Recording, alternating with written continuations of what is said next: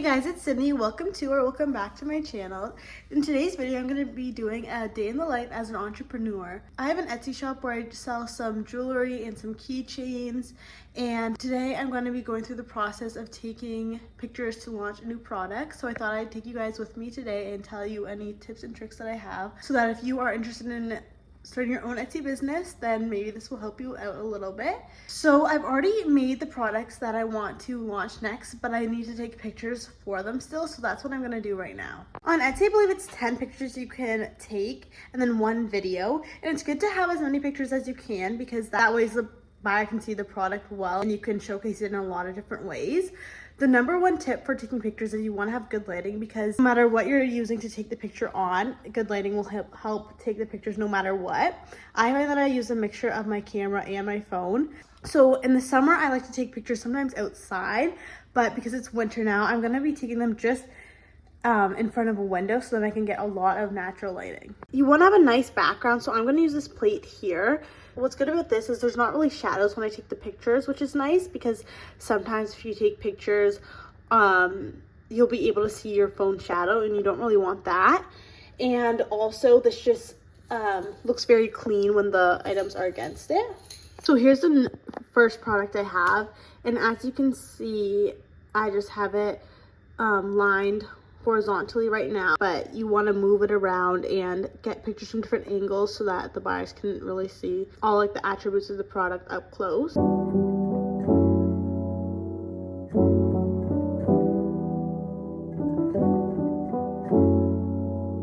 I put my coat on because it's really cold outside, and I open the window so that the sun can really hit the product well, because there's these little things like in the doors that kind of block the light a little bit from getting in. But now the pictures are turning out really well because of all the sunlight. And I'll put a little comparison here of the pictures taken with my camera versus the pictures taken with my phone, so you can see that a lot of the times the difference is not that great. It's more if you're like trying to focus a picture, sometimes you can blur the background a lot more if you have a camera, but you can still get really good pictures just taking your phone. Okay, I'm done now. That was such a workout because I had to retake the pictures. Oh, see, so this is why I opened the window. If you see like these lines on my face, that's like what would have been on the pictures if I didn't.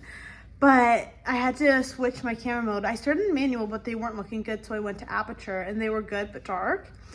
Then I went back to manual and I increased the shutter speed and also increased the aperture on there, and then the picture started turning out a lot brighter and crisper, so I think I'll probably go with those pictures. But that's another thing, sometimes my phone's easier because I'm not like having to play around with the settings and I'm not worried about that. But the camera, if you can get it right, if you can have time to play around with it, you can get some really nice and clean, crisp shots. Now my hands are freezing, so I'm gonna warm up a little bit and then gonna start taking some pictures on myself wearing the products, because you want to have a variety of pictures and it's good to have the product on its own, but if it's something that you can wear or something that you can use in a certain way, it gives the buyer a better idea how it would look if like they were to wear it or they were to use it.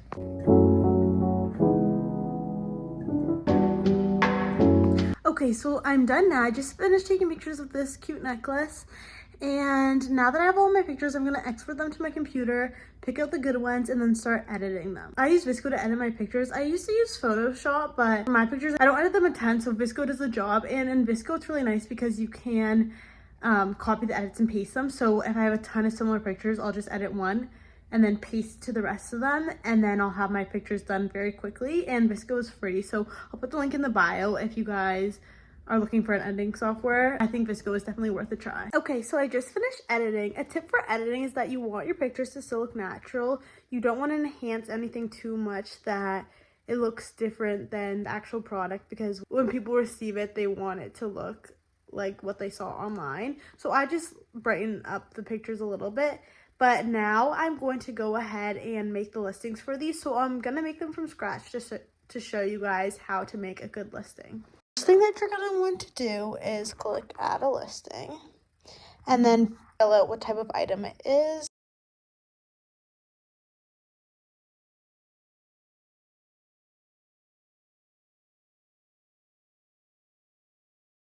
Okay, so now you want a title.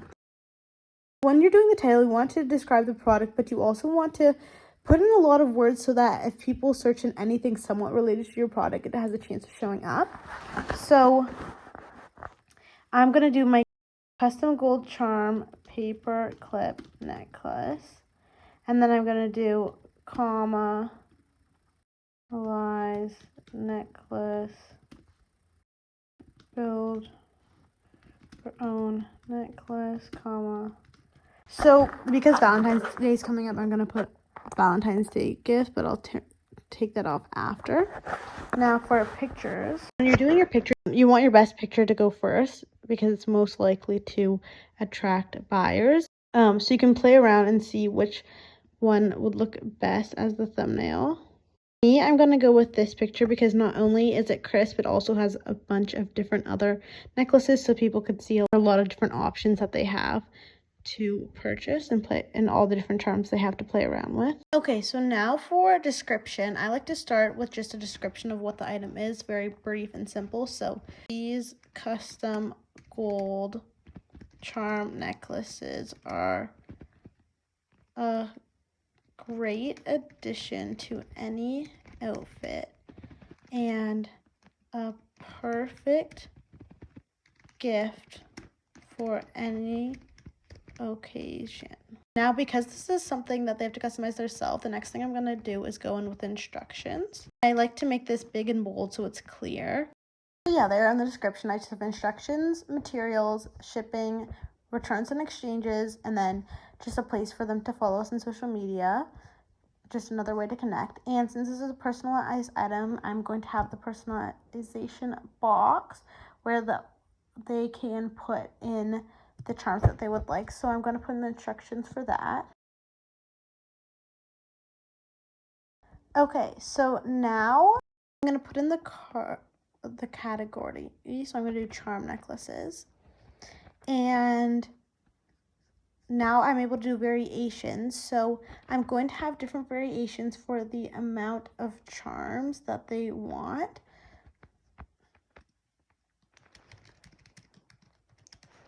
And I'm going to put options for 1, 2, 3, 4, 5, 6, and 7.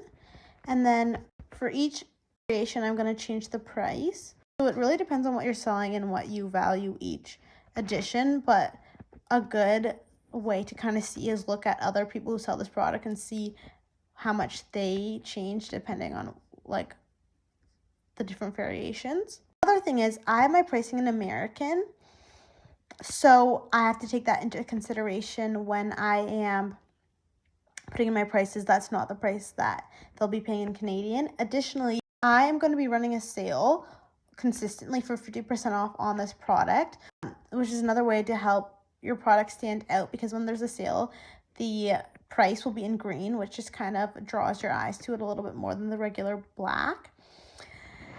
So I have doubled all of my prices to what I actually want them to sell for because of this sale. Now you can go in and put in the material. So I have stainless steel. Now another variation I'm going to add is put necklace length, and we're going to put in inches.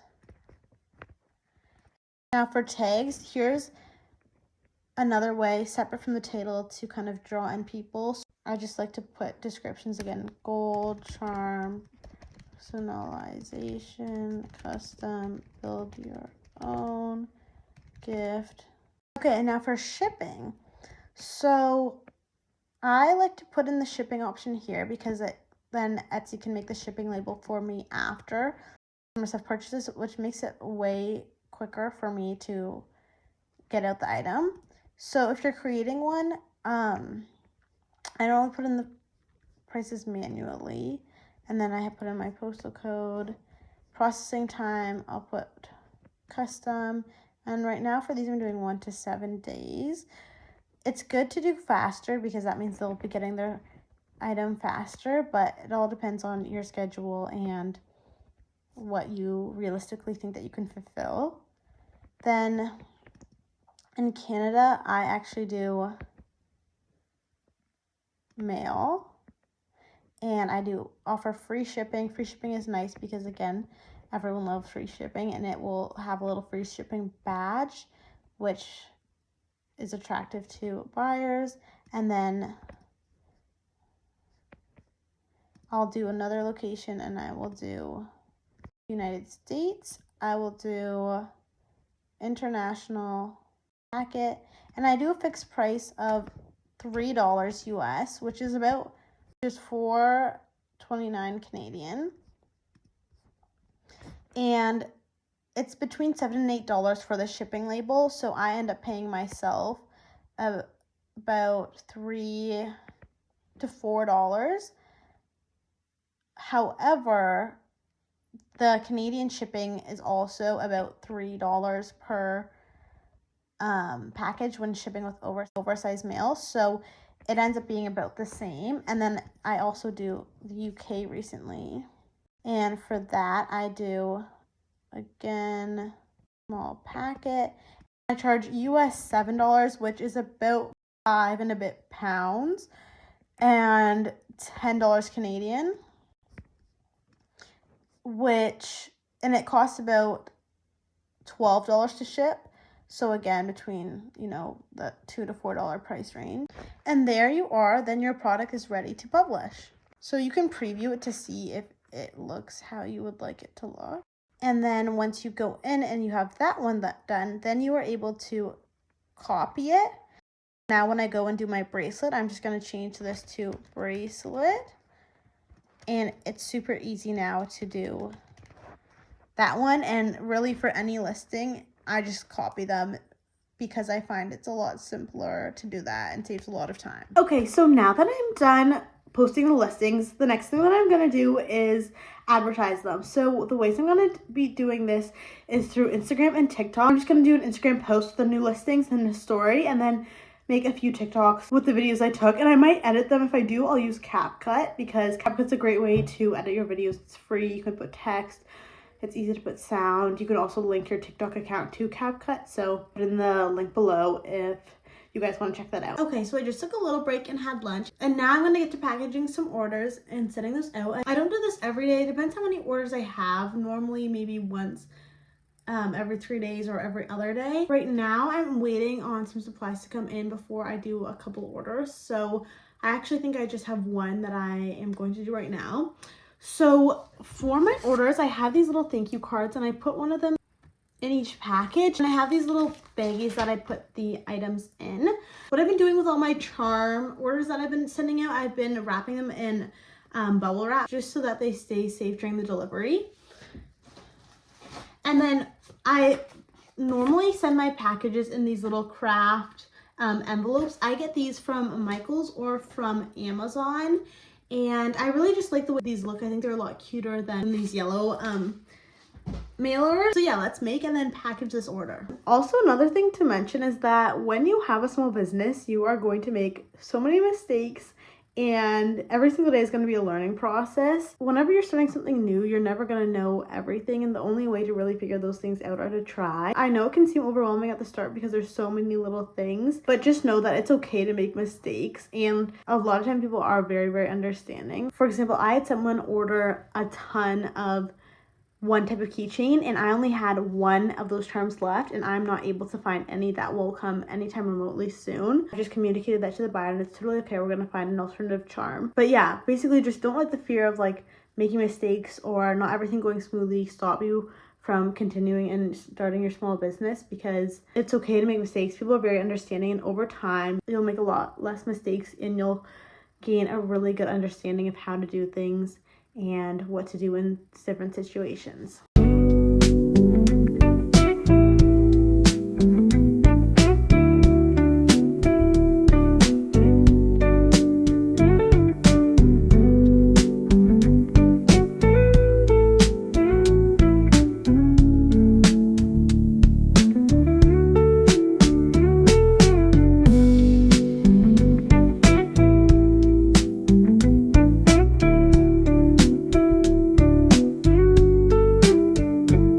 Okay, so for this order I was doing, I actually need to hear back from the buyer so I started them, but they're not completely finished yet. So I don't think I'll take them to the post office today, or at least not just yet.